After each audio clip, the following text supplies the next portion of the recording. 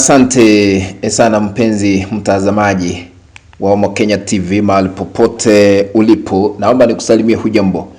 Natumai umzima ubuheri wa afya, nami penye nipo kukwema. Karibu katika mwendelezo wa matukio haswa katika taifa lile la Uganda. Nikufahamishe breaking news ambayo imetufikia katika meza yetu ya habari hivi sasa. Baada ya uchaguzi kufanyika katika taifa la Uganda siku ya Alhamisi, siku mbili zilizopita, sasa rais mpya ametangazwa na giza kimeweza kutanda kote nchini Uganda. Tume ya uchaguzi yamtangaza rais mpya Uganda, jambo ambalo limesababisha giza kutanda kote nchini Uganda. Tume ya uchaguzi iliamua kumtangaza rais siku ya leo, siku ya Jumamosi, tarehe 17 mwezi wa kwanza mwaka huu wa 2026. Nani huyu ametangazwa? Kura ngapi ambazo amezipata na kwa nini giza kimetanda katika taifa la Uganda? Kabla nizame kwa undani kukuelezea, na shukuru wote ambao mnatazama hii kanda mahali popote mlipo, mzidi kubarikiwa. Lakini kwa heshima na taadhima, unapoendelea kutazama hii kanda, tukabidhi like. Kuna alama ya kidole hapa chini mwa kanda, bonyeza hiyo alama ya kidole kama njia moja ya kutukabidhi like, na ikiwa hauja subscribe na kupembeleza uweze kusubscribe na sambaza link ya kanda hii ukimaliza kutazama kuelekea group 1 ama 2 3 katika mtandao wa WhatsApp na hata Facebook, ili tuendelee kujulisha wengi tena zaidi. Asanteni sana, karibu nikufahamishe tena zaidi. Tume ya uchaguzi ya Uganda Electoral Commission imemtangaza rasmi Yoweri Kaguta Museveni ambaye yuko na umri wa miaka 81 kuwa rais mteule wa Jamhuri ya Uganda kwa awamu ya 7. Kumaanisha hii ni awamu ya 7 anaenda kuwa uongozini baada ya uchaguzi mkuu uliofanyika Januari tarehe 15 mwaka huu 2026 ambao ulikamilika siku ya Alhamisi.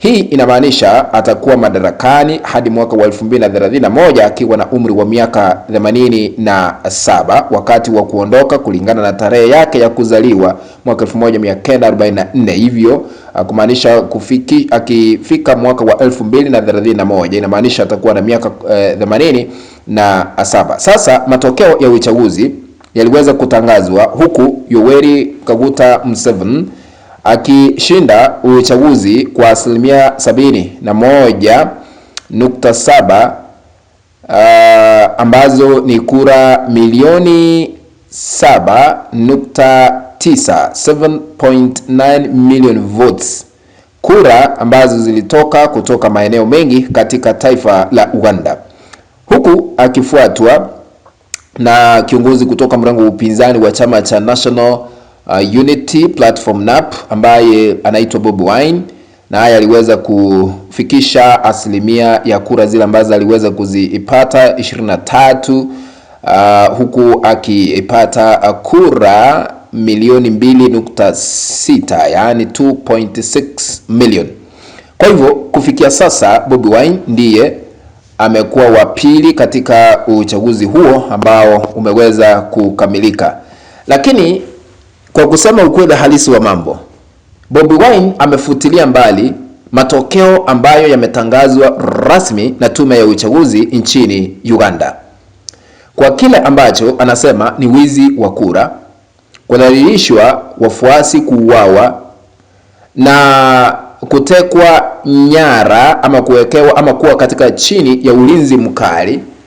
Na wakati kura zilikuwa zinapigwa siku ya Alhamisi, Bobi Wine, wafuasi wake, mawakala, supervisors waliweza kuondolewa rasmi mbio kutoka kwa vituo vya upigaji wa kura, huku jeshi likimwawa katika vituo mbalimbali vya upigaji wa kura siku ya Alhamisi, jambo ambalo liliweza kuleta hofu kubwa kutanda katika taifa la Uganda.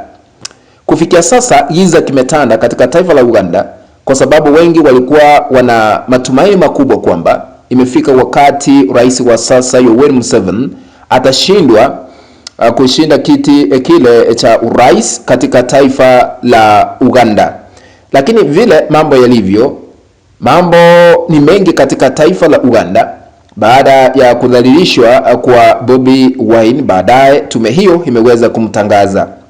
Kulingana na Bobi Wine, mawakala waka ambao wako katika kituo kikuu cha kujumulisha kura wamekuwa wakiuliza eneo ambako kura ambazo zinaendelea kutangazwa zinakotoka hawawezi kujibiwa, kumaanisha ya kwamba inadaiwa kwamba kulikuwa na wizi wa kura katika taifa la Uganda, na kabla ya kura hizo kupiwa kulikuwa na wandani ambao ni wa rais wa Uganda Yoweri Museveni walikwisha sema ya kwamba liwe liwalo, Museveni lazima atashinda kiti cha urais, iwe ni kura ambazo zinapiwa iwe azipiwi, lazima atashinda kiti cha urais. Kumaanisha ni jambo ambalo lilikuwa limepangwa hapo awali, na ndio maana Yoweri Museveni ameweza kushinda uchaguzi na kuwa afisini kwa awamu ya 7 sasa, tangu alipoingia mwaka 1986. Sasa hivi amefikisha miaka ya uongozi 40 na karibu 41, lakini tunahesabu ni 40, lakini tukiongeza miaka mingine 5 ijayo atafikisha miaka 45 katika uongozi. Hayo ndiyo yanaendelea katika taifa la Uganda, na maandamano yamezidi kutanda katika sehemu mbalimbali, barabara kufungwa, kulalamikia uchaguzi mbaya, kulalamikia uongozi mbaya wa rais wa sasa ambaye ni Yoweri Kaguta Museveni. Kufikia sasa ripoti zile ambazo zimetufikia katika meza yetu ya habari ni wazi kwamba watu zaidi ya 10 wameweza kuuawa ambao ni wafuasi wa Bobi Wine. Kufikia sasa hali si hali katika taifa la Uganda, na hayo ndio yanaendelea.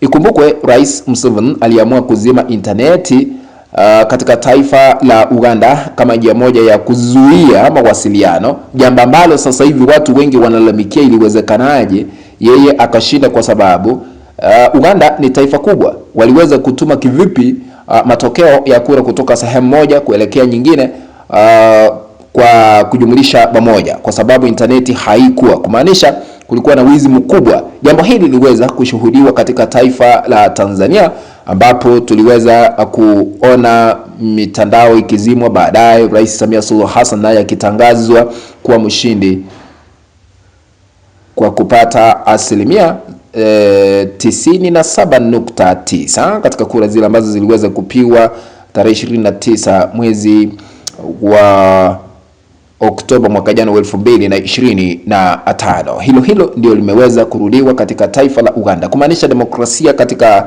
Afrika ni ngumu. Hamna demokrasia kwa yale ambayo yanaendelea. Hayo ndio yamefika katika meza yetu ya habari. Tutaendelea kujulisha mengi tena zaidi. Ni vile nilikuwa nimekwisha toka kwa studio, nikaona niweke hii breaking news kwa njia ya audio ili nikaweze kuwasilisha ujumbe huu kuhusiana na nani ametangazwa kuwa mshindi katika taifa la Uganda. Tukutane baadaye ili nikujulishe tena zaidi. Asanteni sana. Ukumbuke kusubscribe kama haujasubscribe. Bye bye.